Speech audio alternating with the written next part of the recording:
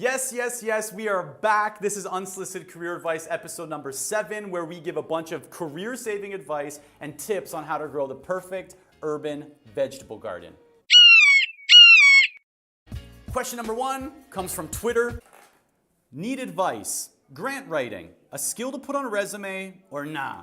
Not applying for a job, it's a class assignment. Okay, I get that this is for an assignment, but let's just pretend for a second that this is a real situation. What skills do you include on your resume?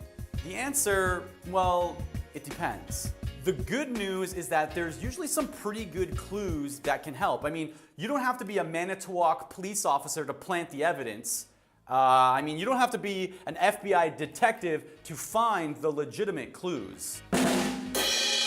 So the first place you need to start searching for clues, the job posting. Companies will usually highlight a bunch of skills that they want their ideal candidate to have in their job posting. So use those skills to make some assumptions about the skills that you should be including on your resume.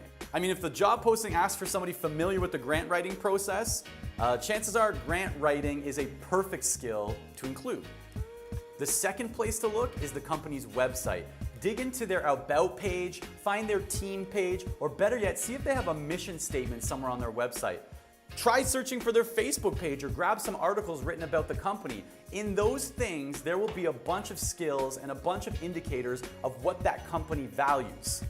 Take those things and then start lining the skills on your resume up with their language and the skills that they value on those pages. Speaking the same language as the company that you're applying to is a great way to prove to them that you pay attention and that you'd be a perfect addition to their team.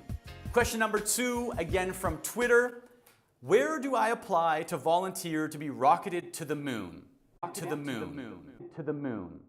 All right, this one's difficult because we're not 100% sure where you should apply. But we do know that when you do apply and get the job, we know who you'll be working with. The Rock, Dwayne Johnson. I mean, the guy does everything. A trip to the moon, he'll schedule that between his trip to the Sick Kids Hospital, saving a family of possum from a burning forest, 50 minutes on the elliptical, and filming 3 movies in the same day. Question number 3 comes from Reddit. Wanting a career change but have no idea where to start. This one can be tough. I mean, once you've grown a little bit dissatisfied or impatient with your current career, figuring out your next steps can be confusing and super frustrating. The first thing to do is start to take inventory of some of the thoughts that you're having about your next steps. If you've been daydreaming about film or the fashion industry, start writing your ideas down on a piece of paper, old school. Next, figure out the things you could do now before leaving your current job to get some of the experiences related to those things that you've written down. Could you volunteer for your local TV station? Could you hit up Craigslist and get a gig at the upcoming fashion show? Could you volunteer your time at the animal hospital? From there, figure out how to get more of those experiences, right? Could you turn your single volunteer opportunity into a long-term volunteer opportunity? Could you join the planning committee for next year's fashion show? Aside from gaining some experience, the point here is to take some low-risk steps towards test trying some other career options that you might be interested in. When you find something that you like, it's time to double down.